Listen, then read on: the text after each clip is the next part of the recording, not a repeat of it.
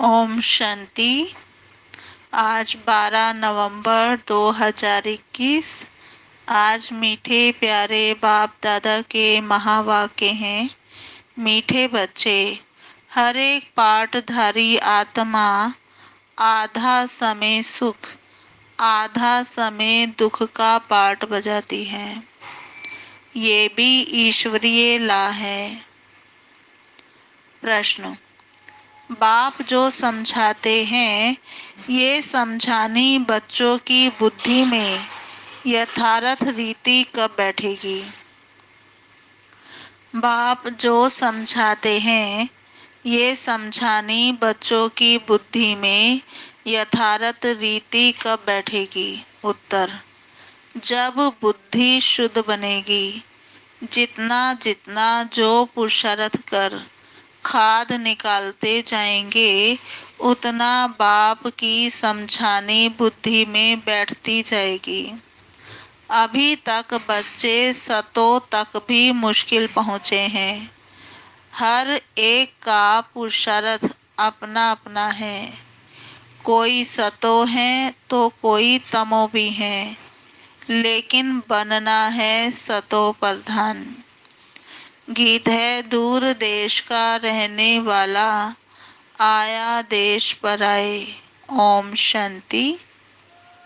जब मेले व प्रदर्शनी में बच्चे समझाते हैं, तो जो समझाने लायक बातें हैं वह जरूर समझानी पड़े। इसमें यह तो जरूर समझाना पड़े कि यह सब ब्रदर्स आत्माओं का बेहद का बाप एक ही है। ये भी पूछना पड़ता है कि भारत का आदि सनातन धर्म क्या है। बाबा ने कहा, सभी को ये समझाओ कि सभी आत्माओं का, सभी धर्मों का बेहद का बाप एक ही है। और ये पूछो, दूसरा पॉइंट बाबा ने कहा, ये भी पूछो कि भारत का आदि सनातन धर्म क्या है। दुनिया में वो लोग तो आदि सनातन हिंदू ही समझते हैं। इस्लामी, बौद्धि, क्रिश्चियन आदि इन सब को मालूम है कि हमारा धर्म किसने और कब स्थापन किया। लेकिन भारतवासियों का हिंदू धर्म है या देवी देवता धर्म। अब ये दोनों धर्म, चाहे हिंदू धर्म है या देवी देवता धर्म, ये दोनों किसने और कब स्थापन किया, ये भारतवासी बिल्कुल ही नहीं जानते। यह बिल्कुल जरूरी बात है समझाने की। बाबा कहते ये दोनों पॉइंट जो है बहुत जरूरी हैं कि एक तो सर्वात्माओं का पिता परमात्मा एक ही है, और दूसरा भारत का जो ओरिजिनल धर्म है वो कौन सा है, क्योंकि ये बातें किसके भी ध्यान में नहीं आती हैं। प्राचीन भारत देश गाया जाता है, परंतु उन्हों को ये पता नहीं है कि हमारा आदि सनातन देवी देवता धर्म है। हिंदू तो कोई धर्म ही नहीं है। अब तुम बच्चे जानते हो कि 5000 वर्ष पहले देवी देवता धर्म था। बरोबर उस समय लक्ष्मी नारायण राज्य करते थे। वह अपने को हिंदू नहीं कहलाते थे। अच्छा, हिंदू धर्म का भी कोई संवत होना चाहिए। विक्रम संवत जो कहते हैं, हो सकता है कि जब से देवताएं वहाँ मार्ग में जाते हैं तो अपने को हिंदू कहलाना शुरू करते हों, तब से विक्रम संवत भी शुरू हुआ हो। बाबा ने कहा फिर आधा आधा हो गया। उस समय उनको आदि सनातन देवी देवता नहीं कहेंगे। संवत कहा जाता है जब धर्म स्थापन होता है। तो अब वह किसने स्थापन किया? विक्रम संवत तो रावण ने स्थापन किया। उस समय सबके कर्म विकर्म होते रहे हैं। कर्म अकर्म विकर्म नाम तो है ना। बाबा ने कहा कर्म अकर्म विकर्म, कर्म कब अकर्म बनते हैं, कब विकर्म बनते हैं, तो ये नाम तो है ना। तो विक्रम राजा का भी संवत चलता है, वह हो गया आधा समय। अब यह विक्रम संवत हिंदुओं का संवत तो नहीं है।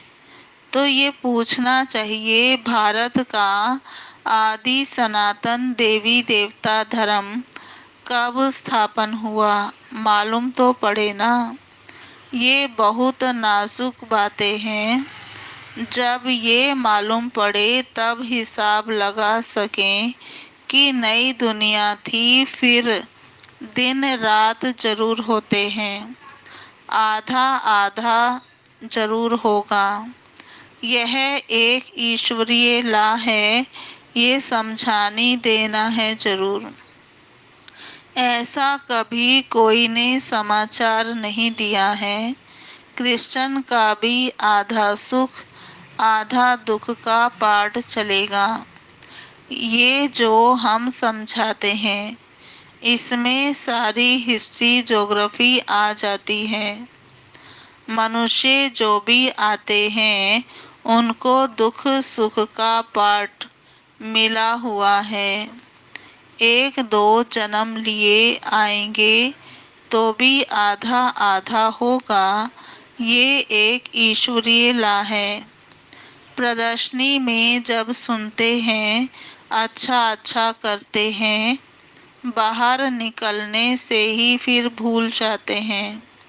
विरला कोई ध्यान देते हैं, कोई 1 मास आकर भी गुम हो जाते हैं, कोई 10 मिनट समझते हैं, कोई 1 घंटा, कोई तो कुछ समय आकर चलते चलते थक जाते हैं। ऐसे सेंटर्स पर होता रहता है। कैसे दैवी संप्रदाय बन रहे हैं, ये भी वंडर है। नई दुनिया का धर्म पुरानी दुनिया में स्थापन हो रहा है।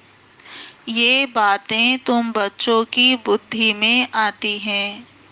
बाप द्वारा तुम बच्चे अपने 84 जन्मों को जान चुके हो।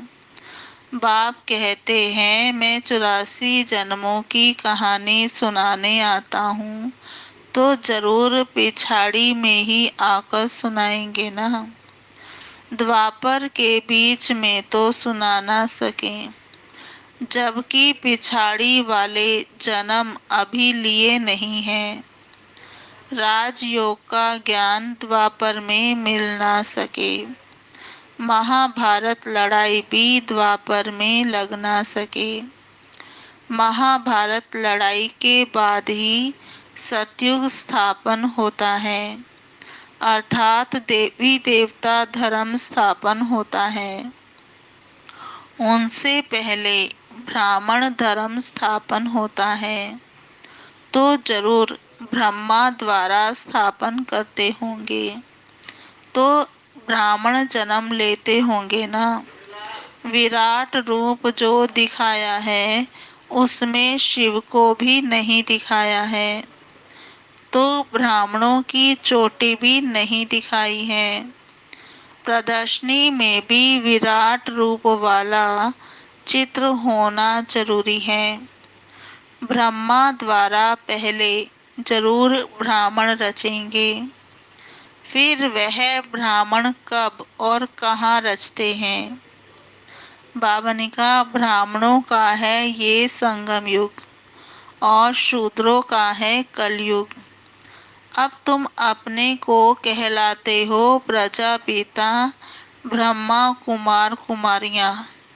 प्रजा माना ही मनुष्य सृष्टि, तो जरूर ब्राह्मण होंगे। क्राइस्ट को क्रिश्चियन धर्म का पिता कहेंगे। ये है प्रजापिता।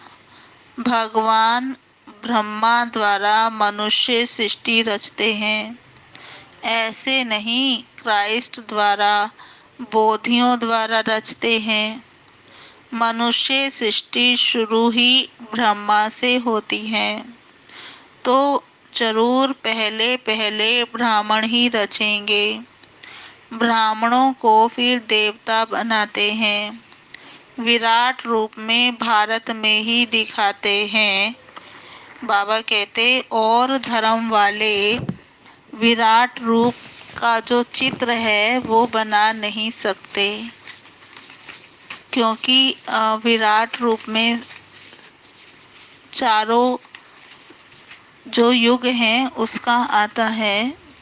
तो बाबा ने कहा ये नई नई बातें बाप ही समझाते हैं, नई पॉइंट्स भी निकलती रहती है, पुरानी भी निकलती रहती है, क्योंकि नए नए बच्चों को भी कुछ नई कुछ पुरानी पॉइंट्स मिलनी चाहिए जो समझे।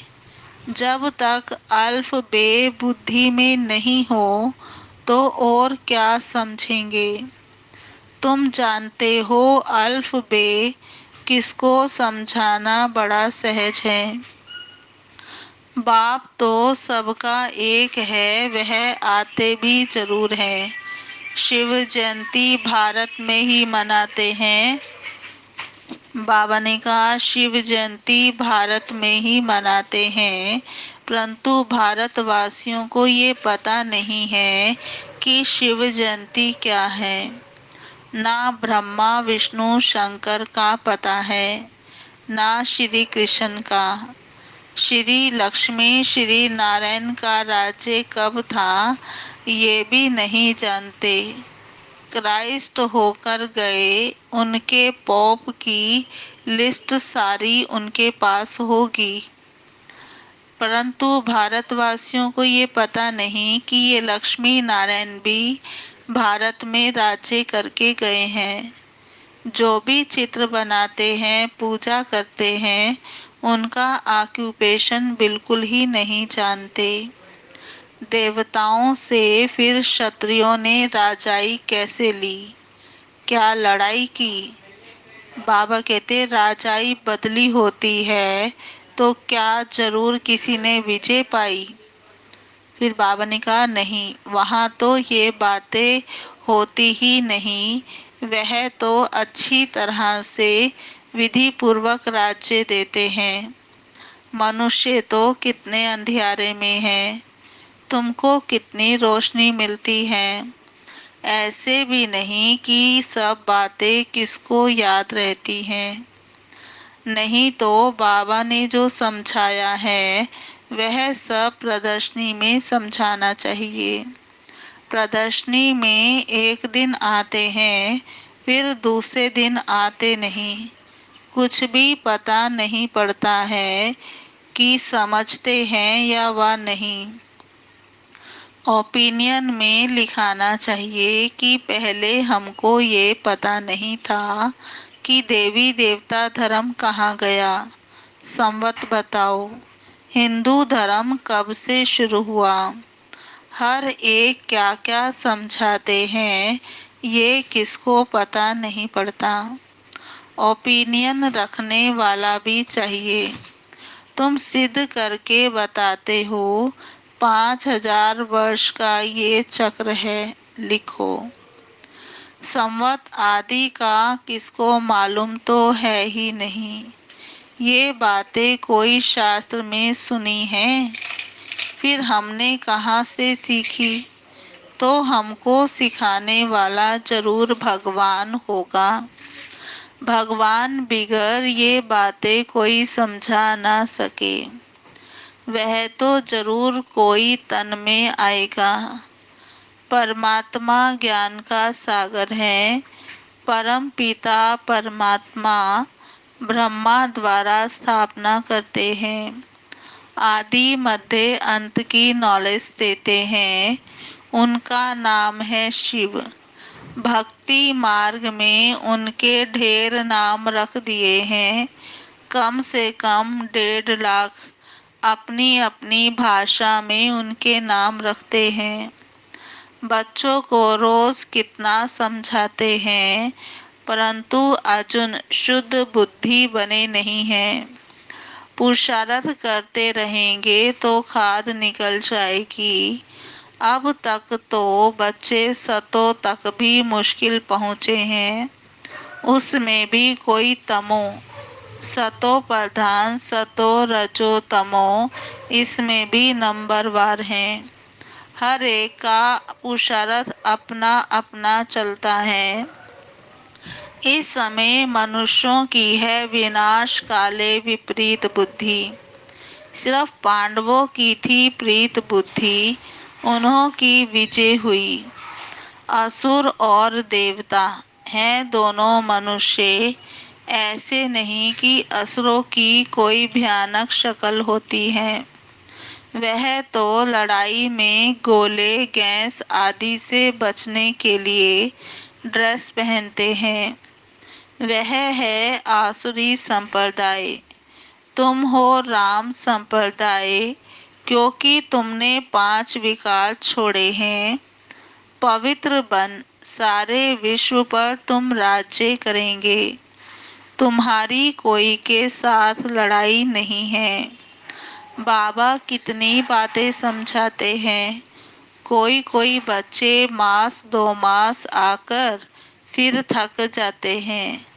फिर समझा जाता है कि इनकी तकदीर में नहीं है। साधारण प्रजा में तो आएंगे ना। प्रजा तो ढेर बनने वाली है। अभी भी देखो प्रजा कितनी है।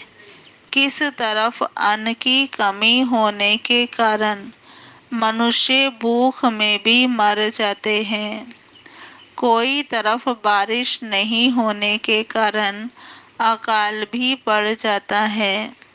इसमें गवर्नमेंट क्या करेगी? ये तो नेचुरल क्लाइमेटीज है। अब तो मूसलाधार बरसात भी पड़ेगी। विनाश तो होना है। तो तुमने जो साक्षात्कार किया है वह सब प्रैक्टिकल में होगा। साक्षात्कार में एक कृष्ण का महल देखेंगे, सारा तो नहीं देख सकेंगे। अच्छा देखेंगे विनाश हुआ, शरीर छोड़ेंगे तो सब कुछ भूल जाएंगे। सारी दुनिया खत्म हो जाने वाली है, फिर दुनिया ही बदल जाएगी। तुमको सब कुछ भूल जाएगा। अभी तुम्हारे में शुरू से लेकर अंत तक सब नॉलेज है। मूल वतन सूक्ष्म वतन का चक्र कैसे फिरता है, सारी नॉलेज बाप ने दी है। बाबा ने कहा, देखो बाबा ने सारी नॉलेज दी है, जिसमें जितना जास्ती ज्ञान उतना जास्ती नशा रहता है। अभी हम बच्चे मास्टर नॉलेजफुल हो गए हैं, फिर जब विनाश होगा हमारा शरीर खलास हो जाएगा। इस जन्म तक ही नॉलेज रहती है, तो इतना बुद्धि में नशा रहना चाहिए कि हम ये शरीर छोड़ जाकर प्रिंस प्रिंसेस बनेंगे।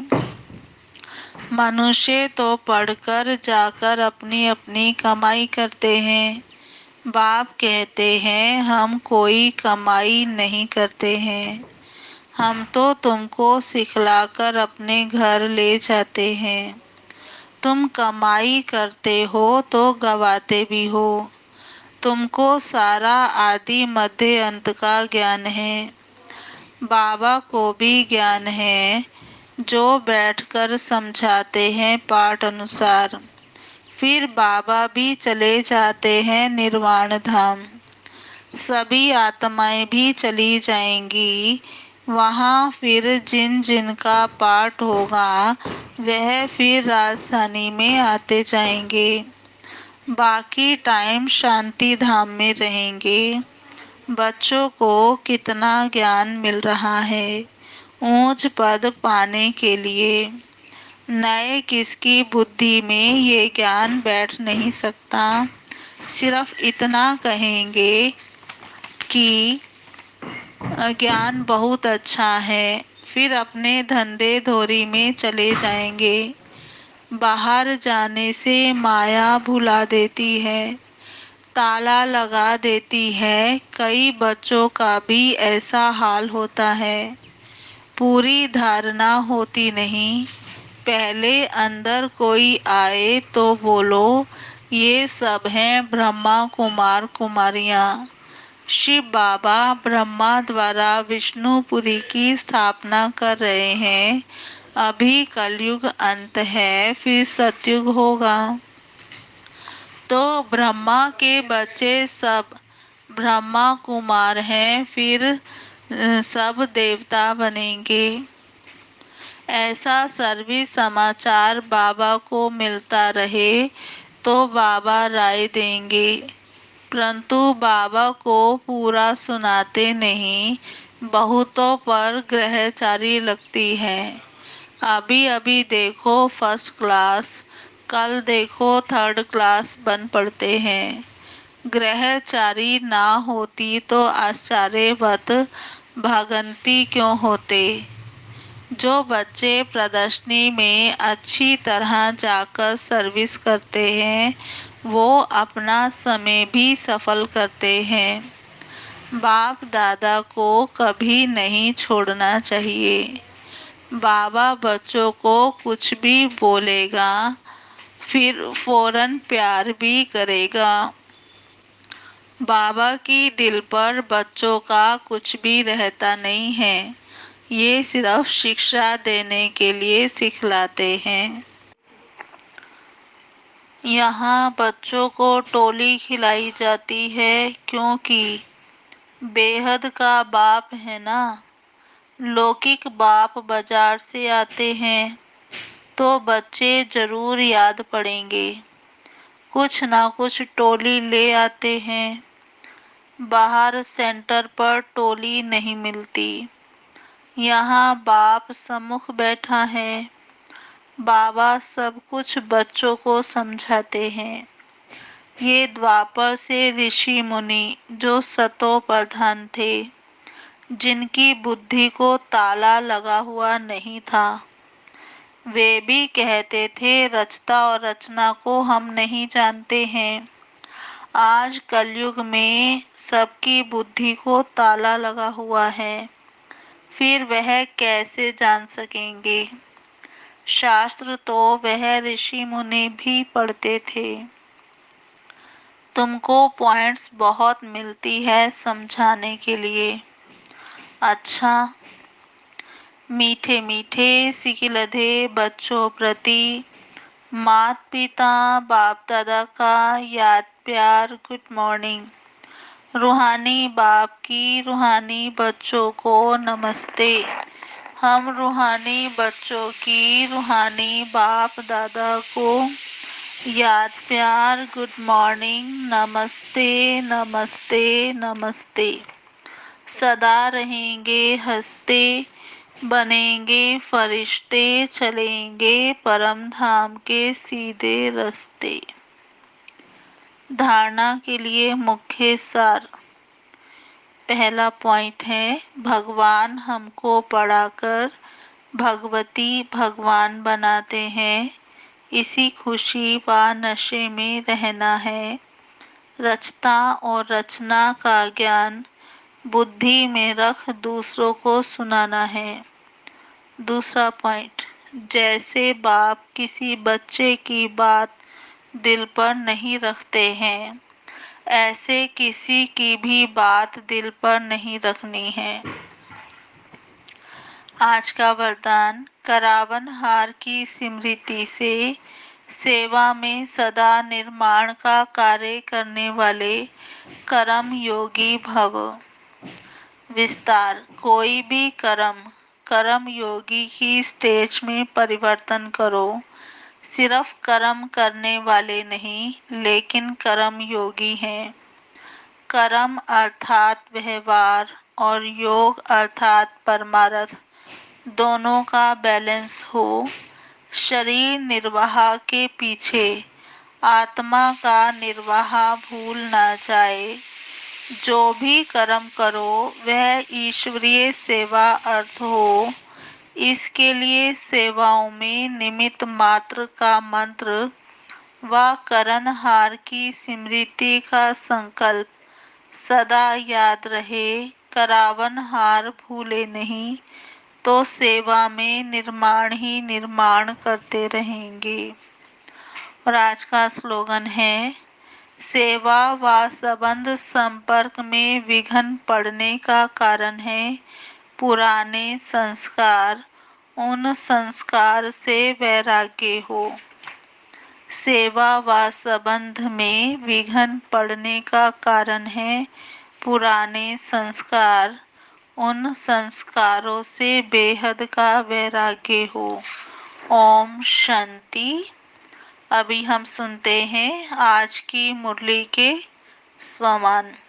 पहला स्वमान, मैं आत्मा सतो प्रधान बन रही हूँ। मैं आत्मा सतो प्रधान बन रही हूँ। दूसरा स्वमान, मैं आत्मा आदि सनातन देवी देवता धर्म की हूँ। मैं आत्मा आदि सनातन देवी देवता धर्म की हूँ। तीसरा स्वमान, मैं आत्मा प्रीत बुद्धि पांडव हूँ। मैं आत्मा प्रीत बुद्धि पांडव हूँ। चौथा स्वमान, मैं आत्मा मास्टर नॉलेजफुल हूँ। मैं आत्मा मास्टर नॉलेजफुल हूँ। पांचवा स्वमान, मैं आत्मा कर्म योगी हूँ। मैं आत्मा कर्म योगी हूँ। अच्छा जी, ओम शांति।